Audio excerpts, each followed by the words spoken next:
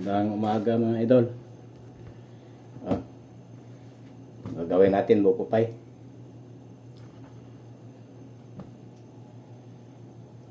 Paggawa na kayo ito mga idol, buko pie. So, ganito lang yung paggawa mga idol. Ito takpan natin. Yan. Buko pie.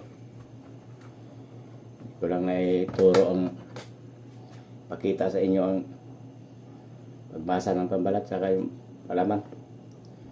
Ito lang muna ipapakita ko sa inyo, pero ituturo ko rin ito mga idol.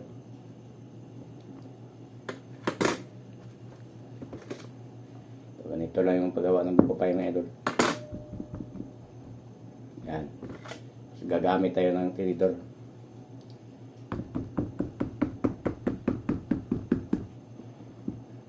Yan, ganyan din na niya mga idol.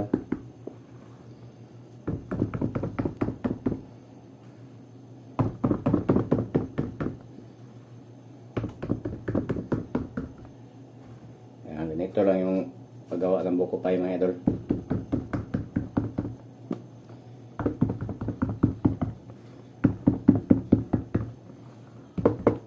Pagkatapos anuhin nyo ng tinidor sa gilid. Yan.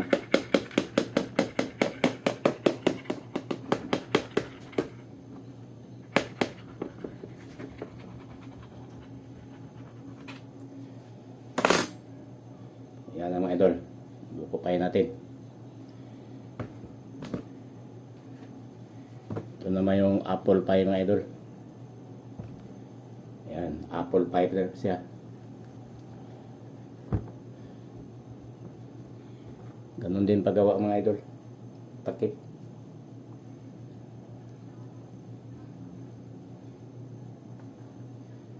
Kailangan palaparin mo na yung pambalat mga idol para kuhaan siya.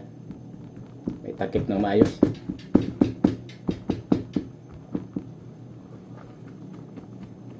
Yan, ganyanin na nyo mga idol yan.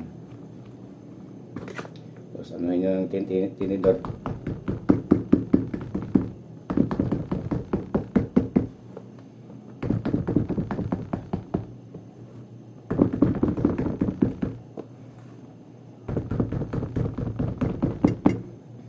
Kailangan dumikit siya ng mabuti mga idol.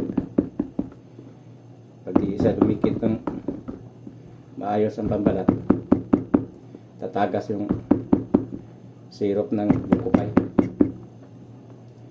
Yan.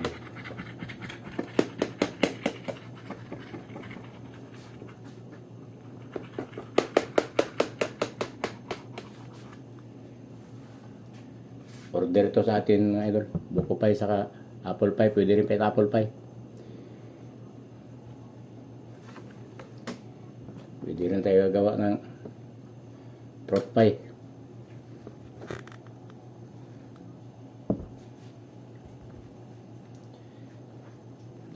Yan, gawa rin tayo ng maliit na buko pie saka apple pie mga idol.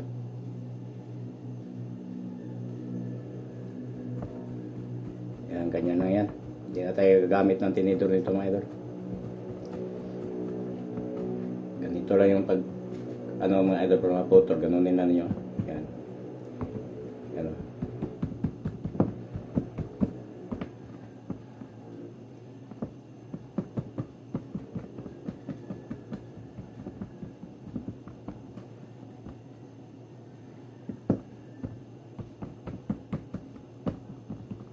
Yan mga idol.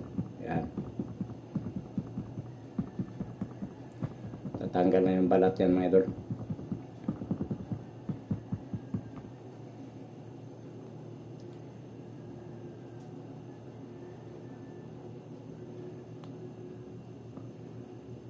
Yan o. Maliit na buko pie saka apple pie. Yan na yung paggawa mga idol.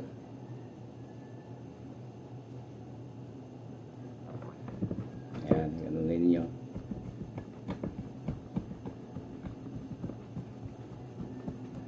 Tatanggal na yung balat yan mga idol.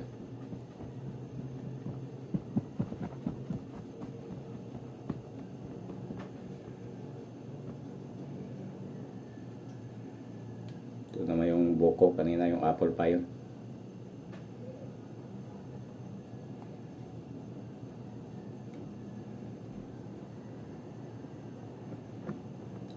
Yung pambalat natin ito mga idol, all purpose. Kailangan all purpose para marupok.